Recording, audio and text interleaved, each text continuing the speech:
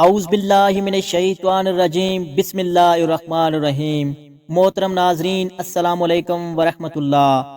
آج ہمارا موضوع ہے اللہ عذاب کیوں بھیجتا ہے۔ ہم اکثر سنتے ہیں کہ فلاں ملک میں مرد مرد سے اور عورت عورت سے شادی کر سکتی ہے، بلکہ بعض ممالک میں ہم جن پرستی کا قانون بھی پاس کیا گیا ہے، یعنی وہاں اس کو کوئی برا فعل نہیں سمجھا جاتا، جبکہ تاریخ بتاتی ہے کہ حضرت لوط علیہ السلام کی قوم پر اس کبھی فعل کی وجہ سے زمین الٹ دی گئی تھی۔ قرآن پاک میں ارشاد ہوا، اور لوط کو ہم نے پیغمبر بنا کر بھیجا۔ پھر یاد کرو جب اس نے اپنی قوم سے کہا، کیا تم ایسے بے حیا ہو گئے ہو کہ وہ فاش کام کرتے ہو جو تم سے پہلے دنیا میں کسی نے نہیں کیا؟ تم عورتوں کو چھوڑ کر مردوں سے اپنی خواہش پوری کرتے ہو۔ حقیقت یہ ہے کہ تم بالکل ہی حد سے گزر جانے والے لوگ ہو۔ مگر اس کی قوم کا جواب اس کے سوا کچھ نہ تھا، نکالو ان لوگوں کو اپنی بستیوں سے، بڑے پاک باز بنتے ہیں۔ یہ آخر کار ہم نے لوط اور اس کے گھر والوں کو بجز اس کی بیوی کے جو پیچھے رہ جانے والوں میں تھی بچا کر نکال دیا، اور اس کی قوم پر برسائی ایک بارش۔ پھر دیکھو ان مجرموں کا کیا انجام ہوا۔ یوں قوم لوط کو تباہ و برباد کر دیا گیا۔ اسی طرح حضرت شعیب علیہ السلام کی قوم گمراہی میں اپنی تنہا کو پہنچ گئی، اور ہر طرح سے سمجھانے، عذاب الہی سے ڈرانے کے باوجود بھی یہ لوگ اپنی سرکشی سے باز نہ آئے، تو ان پر اللہ تعالیٰ کا عذاب نازل ہوا۔ حضرت سلیمان علیہ السلام نے ایک مرتبہ شیطان سے پوچھا، اللہ پاک کو سب سے بڑھ کر کون سا گناہ ناپسند ہے؟ ابلیس بولا، جب مرد مرد سے بدفعلی کرے اور عورت عورت سے خواہش پوری کرے۔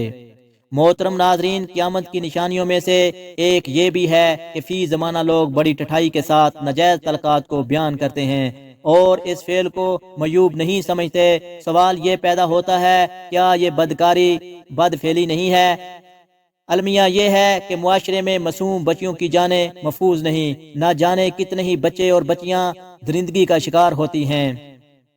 ملک میں آج تک کوئی ایسا لیڈر نہیں آیا جسے نیک اور ایماندار کہا جائے۔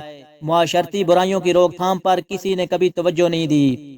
ہمارے حکمران بات تو دین اسلام کی کرتے ہیں، لیکن عملاً وہ ملک میں اسلام کی عملداری میں ناکام رہے ہیں۔ جب ملک میں فحاشی اریانی دن بدن پھیلتی چلی جائے گی تو ایسی صورتحال میں عذاب الہی کو کوئی روک نہیں سکتا۔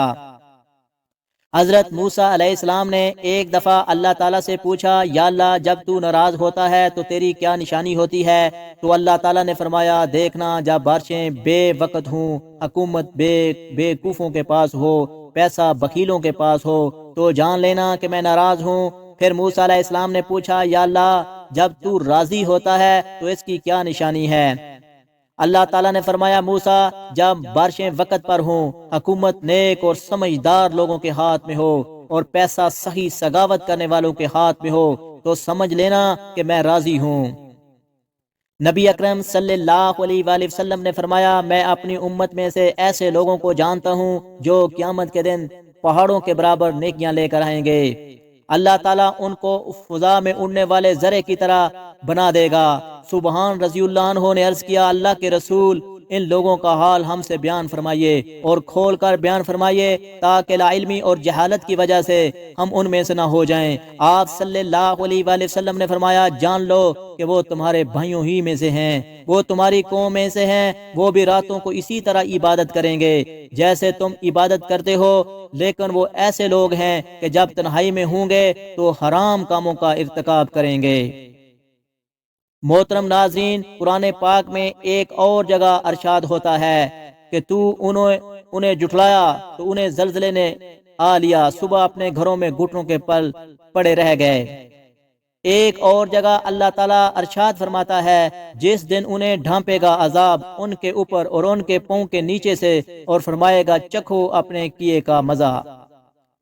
پھر اللہ تعالیٰ فرماتا ہے، اور کتنی ہی ایسی بستیاں ہیں جنہیں ہم نے ہلاک کر دیا، تو ان پر ہمارا عذاب رات کے وقت آیا، یا جب وہ دوپہر کو سو رہے تھے، تو جب ان پر ہمارا عذاب آیا تو ان کی پکار اس کے سوا اور کچھ نہ تھی کہ بے شک ہم ہی ظالم تھے۔ محترم ناظرین، ایک اور جگہ اللہ تعالیٰ فرماتا ہے، اور ضرور ہم انہیں بڑے عذاب سے پہلے قریب کا عذاب چکھائیں گے، جسے دیکھنے والا کہے گا، امید ہے کہ یہ لوگ باز آ جائیں گے۔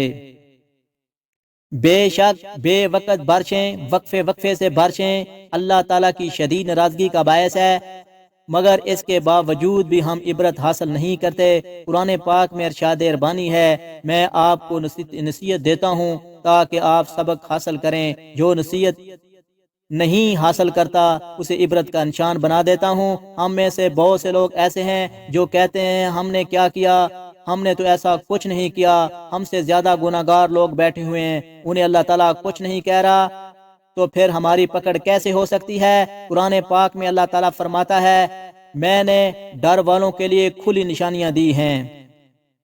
حقیقت تو یہ ہے کہ اللہ تعالیٰ ہمیں ایک نہیں کئی مواقع فراہم کرتا ہے کہ ہم سنبھل جائیں اور گناہوں سے توبہ کر لیں، مگر ہر بار ہم یوں ہی کہتے ہیں کہ ہم نے کیا کیا۔ غیر شائستہ غیر اخلاقی ویڈیو بنانا، انہیں سوشل میڈیا پر وائرل کرنا بھی ایک گناہ ہے۔ دوسروں کی بہوؤں بیٹیوں کی ویڈیو وائرل کر کے مزے لینا بھی اکثریت کی ایک عادت بن چکی ہے، کیونکہ ان کی سوچ کے مطابق یہ ان کی عزت نہیں ہوتی، حالانکہ ہمیں اپنی بہو بیٹیوں کی طرح سب کی عزت کا خیال رکھنا چاہیے۔ سوشل میڈیا پر بے شمار خواتین خود اپنے جسم کے ہر حصے کو نمایاں کرتی نظر آتی ہیں، یہ سب کیا ہے؟ کیا یہ بدکاری بدفعلی نہیں ہے؟ شراب عام ہے، پہلے ان سب باتوں کو معیوب سمجھا جاتا تھا، اب محفلوں میں شراب کا استعمال پانی کی طرح ہوتا ہے۔ جیسے جیسے چیزیں رب نے منع فرمایا ہے وہ ہماری قوم کر رہی ہے، کوئی معاشرتی برائی اور ظلم کے خلاف آواز نہیں اٹھاتا۔ اکثریت یہ کہتی ہے ہم آواز کیوں اٹھانے لگے، ہم تو گناہ نہیں کر رہے، یہ سب جو کر رہے ہیں وہ سزا بھگتیں گے، لیکن ایسا نہیں ہے، ہم بھی اس کی سزا بھگتیں گے۔ حضرت صالح علیہ السلام کی ہوٹنی کے قاتل 4 لوگ تھے، مگر پوری قوم تباہ ہوئی، باقی لوگوں کا جرم چپ رہنا تھا۔ قرآن پاک میں ایک اور جگہ اللہ تعالیٰ فرماتا ہے، تو نے اسے جھٹلایا، پھر اونٹنی کی کوچیں کاٹ دیں، تو ان پر ان کے رب نے اس کے گناہ کے سبب تباہی ڈال کر ان کی بستی کو برابر کر دیا۔ اللہ تعالیٰ فرماتا ہے، اور تم اس اونٹنی کو برائی کے ساتھ نہ چھونا، ورنہ تمہیں بڑے دن کا عذاب پکڑ لے گا۔ تو انہوں نے اس کے پاؤں کی رگیں کاٹ دیں، پھر صبح کو پچھتاتے رہ گئے، انہیں عذاب نے آ پکڑا، بے شک اس وقت میں بڑی نشانی ہے۔ ان میں اکثر لوگ مومن نہ تھے۔ ایک اور جگہ اللہ تعالیٰ فرماتا ہے، بے شک رات اور دن کی تبدیلی میں جو کچھ اللہ نے آسمانوں اور زمین میں پیدا کیا ہے، ان میں ڈرنے والوں کے لیے نشانیاں ہیں۔ ہمارے اعمال نامے روز قیامت ہم نے خود پڑھ کر سنانے ہیں، یہ موبائل فون کے میسج نہیں ہیں جو ہمارے ڈیلیٹ کرنے سے ختم ہو جائیں گے۔ جو ہم نے کیا ہے وہ آپ نے اللہ کو پڑھ کر سنانا ہے اور ایک ایک تفسیر کے ساتھ بتانا ہے۔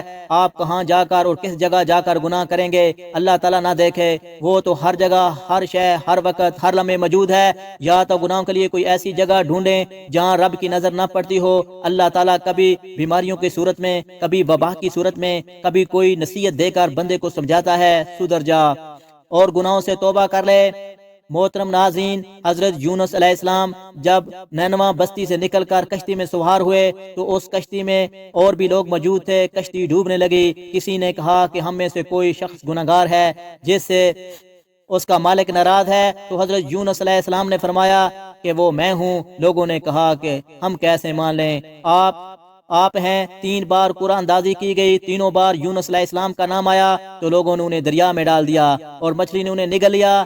ہمیں کیا علم ہم میں سے کون گناہگار ہے، کون متقی اور پرہیزگار ہے، اور کس کی وجہ سے ہم عذاب بھگت رہے ہیں، ہمیں کیا معلوم۔ اللہ تعالیٰ بنی گالا اور رائے وینڈ والوں سمیت دیگر لوگوں کو مزید چھوٹ دے رہا ہے یا وہ بخشے ہوئے ہیں، ہمیں کیا علم۔